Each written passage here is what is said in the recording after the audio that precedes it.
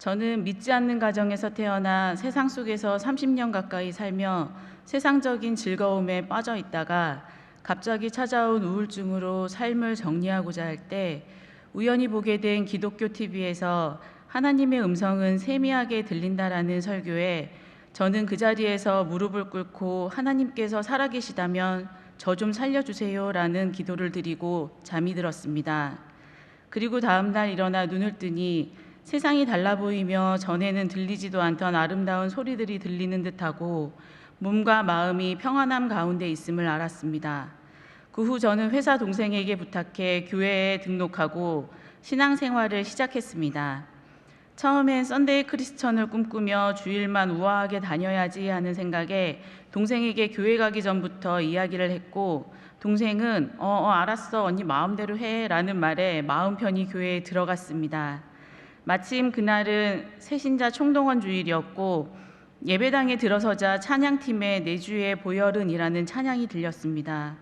찬양의 첫 소절을 들었을 때 제 영혼의 진정한 안식처여 주님이 주시는 완전한 평안 가운데 거함을 느끼게 되었습니다. 그 후 청년부를 통해 믿음의 동역자를 붙여주셔서 저는 교회의 빨래 적응하며 말씀과 기도의 자리를 사모하게 되었고 퇴근 후에는 매일 교회에 가서 말씀과 찬양과 기도함을 하는 삶을 살았던 것 같습니다. 하나님을 인격적으로 만난 후 불신자 가정에서 홀로 신앙생활을 이어오던 저는 믿음의 가정, 킹덤 패밀리를 꿈꾸게 되었습니다. 이를 놓고 하나님께 기도하였고 모태신앙인 남편을 만나 가정을 이루며 살게 되었습니다.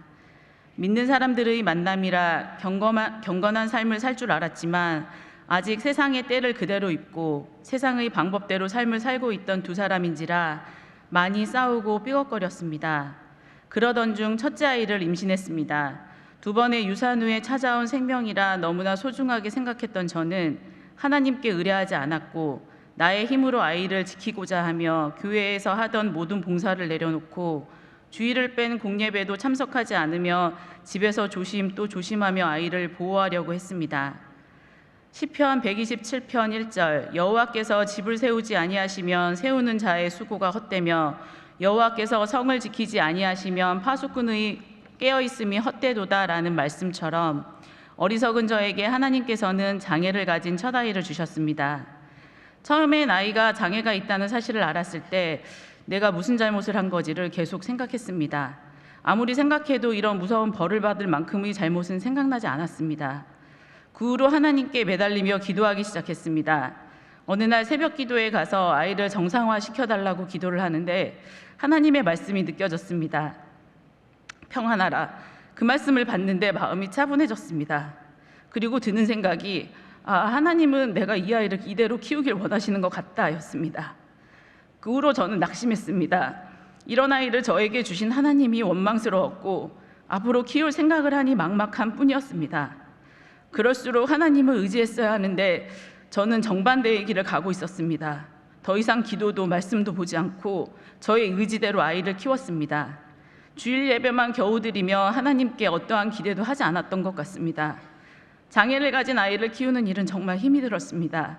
매일매일 저와 아이의 한계에 부딪히며 이를 악물고 엄마의 역할을 해내려고 고군분투를 하며 지냈던 것 같습니다. 10년 전 남편의 직장으로 인해 포항으로 오면서 기쁨의 교회에 출석하고 귀한 둘째가 태어나고도 저의 신앙생활은 제자리 걸음이었습니다. 예배에 가면 회개하고 예배 마치고 돌아오면 까마귀 고기를 먹은 것처럼 하나님을 잊고 사는 생활의 반복이었습니다. 그러다 주일 예배에서 박진성 목사님의 말씀 중에 인생의 쓴물에 영혼의 뿌리를 내리지 말라는 말씀을 듣게 되었습니다. 저의 상심된 마음과 연약한 육신으로 말미암아 하나님을 스스로 멀리하며 세상을 향해 고개를 돌리고 있던 저에게 담임 목사님께서는 마음이 육체의 한계를 뛰어넘어 하늘에 닿아야 한다. 육신의 생각은 하나님과 원수가 된다는 말씀으로 저의 신앙의 현재를 보게 하셨습니다. 신앙생활은 마음을 지키는 것이라고 하셨는데 저의 마음을 지키지 못했고 하나님의 전지전능하심을 불신하며 하나님의 능력의 한계를 정하는 죄를 짓고 있었음에 많은 회개를 하게 되었습니다. 지금까지 예배만 드렸지 육만 살아있고 영은 죽은 상태였던 저는 제 영혼을 살리고 싶은 감동이 생기기 시작했습니다. 또 속사람의 밥은 성경 말씀이다. 밥을 먹어야 용사가 되고 속사람도 강해지고 겉사람도 강해질 수 있다는 담임 목사님의 말씀에 순종하여 연초에 시작되는 한다 성경 통독반에 들어가 다시 말씀을 읽기 시작했습니다. 그리고 얼마 후 여성순 순장님으로부터 중단되었던 순모임을 시작하자는 안내를 들었고 순원들과 함께 공동체 목사님께 신방을 받았습니다. 공동체 목사님께서는 저의 신앙 상태를 점검해 주시며 저의 가정은 첫 아이 예본이를 중심으로 흘러간다는 뜻밖의 말씀을 해주셨습니다. 지금까지 첫째 아이는 저에게 숙제와도 같은 존재였고 사랑하지만 감당하지 못할 돌덩어리를 지고 살고 있는 느낌이었는데 이 아이를 통해 킹덤 패밀리로 저희 가정이 세워져 갈 것이라는 미션을 받았던 것입니다. 요한복음 9장 3절의 말씀대로 저희 아이는 누구의 죄로 인한 것이 아니라 그에게서 하나님이 하시는 일을 나타내고자 하심임을 깨닫게 되었고 작은 저희를 통해 하나님의 일하심과 영광이 나타내기를 기대하고 있습니다.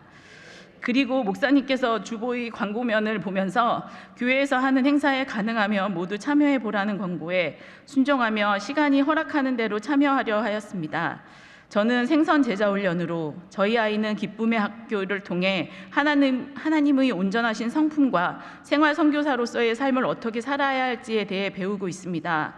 아직은 저도 아이도 온전하지 못해서 공부로 인해 큰 소리가 오갈 때도 있지만 눈앞의 점수보다는 아이가 신앙 안에서 하나님의 이끄심으로 커가길 기대하며 믿음의 다음 세대를 이끌 귀한 일꾼으로 하나님의 나라를 완성할 킹덤 제너레이션으로 자라갈 것이라고 확신합니다.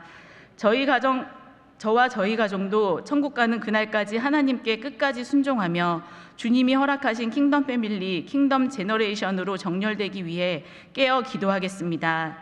지금까지 두서없이 이야기를 들어주신 모든 성도님께 감사드리며 간증을 마치겠습니다. 감사합니다.